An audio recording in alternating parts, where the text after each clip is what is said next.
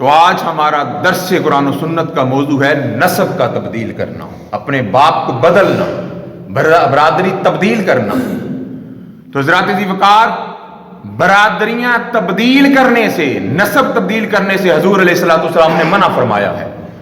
یہاں تک ہے کہ بخاری اور مسلم شریف کی متفقن علیہ حدیث ہے، حضور نے فرمایا جو بندہ اپنا باپ تبدیل کرے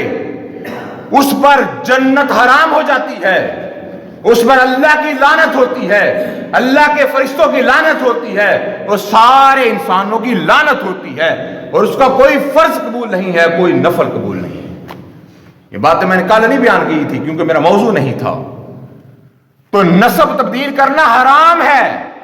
حضور علیہ السلام کے دور میں بھی لوگ نسب تبدیل کیا کرتے تھے، لوگ اپنے بڑوں کے تذکرے کیا کرتے تھے، بڑوں کے کارنامے بیان کیا کرتے تھے، اور بڑوں کے کارناموں کی وجہ سے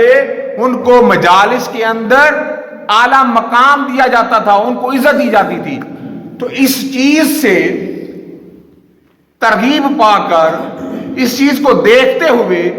جن کے بڑوں کا کوئی نسب اعلیٰ نہیں تھا یا جن کے بڑوں نے کوئی بڑے کارنامے نہیں کیے تھے، انہوں نے بھی اپنے آپ کو بڑے خاندانوں کے ساتھ منسوب کرنا شروع کر دیا۔ مثلا آج کل بھی لوگ جو ہیں وہ غیر سید ہے، اگر کوئی تو سید اپنے آپ کو کہلوانا شروع کر دیتا ہے کہ سادات کی لوگ عزت زیادہ کرتے ہیں، تو حضور علیہ السلام نے سخت وعید فرمائی ہے، بخاری میں بھی ہے اور مسلم میں بھی ہے۔ حضور علیہ السلام نے نسب تبدیل کرنا حرام قرار دیا ہے، برادریاں تبدیل کرنا حرام ہے، منع ہے۔ کہ بندہ جان بوجھ کر اپنے آپ کو کسی غیر برادری کے ساتھ منسوب کرتا ہے، اپنے باپ کو تبدیل کرتا ہے، حضور علیہ السلام نے ارشاد فرمایا اس پر جنت حرام ہو جاتی ہے، وہ جہنم میں جائے گا، اس پر اللہ کی بھی لعنت ہے، اللہ کے فرشتوں کی بھی لعنت ہے، اور سارے انسانوں کی لعنت ہے، اور رب اس کا کوئی فرض کوئی نفل بھی قبول نہیں کرتا۔ اس لیے جس کو پتا ہے کہ ہمارے بڑوں نے یہاں ڈنڈی ماری ہے، جان بوجھ کر نسب تبدیل کیا ہے، ذات کو بدلا ہے، اس پر یہ لازم ہے کہ فوراً اپنا نسب تبدیل کرے، اپنی برادری کو تبدیل کرے۔ اور اس کا آسان حال یہ ہوتا ہے کہ جو آپ کی پراپرٹی کے کاغذات ہیں، پیپرز ہیں، اگر آپ لینڈ لارڈ ہیں، زمین کے مالک ہیں، تو زمین کے کاغذ پرانے نکلوا لیں۔ جہاں آپ کے گھر کے رجسٹری ہے، انتقال ہے، وہ کاغذات نکالیں، ان کاغذات پر لکھا ہوگا قوم جٹ، قوم بٹ، قوم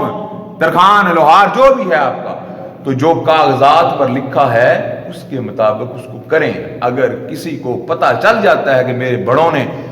جان بوجھ کر نسب تبدیل کیا ہوا ہے، تو اپنے نسب کو تبدیل کرے، جو صحیح ہے اس کو واضح کرے۔ اس کے اوپر بڑی سخت وعیدیں ہیں، تو ہوش کے ناخن لیں۔ آج یہ رواج بنتا جا رہا ہے، لوگ پسماندہ علاقوں سے اٹھ کر بڑے شہروں میں جا کر اپنی ذاتیں تبدیل کر لیتے ہیں، کوئی لوہار ہے تو کوئی جٹ بنا ہوا ہے، کوئی ترخان ہے، کوئی موچی ہے تو بڑے شہر میں جا کے وہ رانا بنا ہوا ہے، کوئی کچھ بنا ہوا ہے، کوئی کچھ بنا ہوا ہے۔ حضرات ذی وقار، یہ ساری ذاتیں باتیں صرف پہچان کے لیے ہیں، یہ کوئی برتری کی علامت نہیں ہے۔ ان اکرمکم عند اللہ اتقاکم، برتری کی علامت تقوی ہے، اعلیٰ اور عرفہ اور وڈیرا اور چودھری ہونے کی علامت تقوی ہے۔ جو جتنا رب سے زیادہ ڈرنے والا ہے، رب اور رب کے رسول کے ہاں اتنا ہی وہ مقام والا ہے۔ تو یاد رکھیے، جو خود اپنی ذاتوں کو تبدیل کرتے ہیں، اس کا مطلب ہے وہ خود اپنی ذات کو گھٹیا سمجھ کر کسی اعلیٰ برادری کے اندر اپنے آپ کو شامل کرنے کی کوشش کرتے ہیں، جو کہ ایسا کرنا منع ہے۔ یہ ساری چیزیں ملحوظ خاطر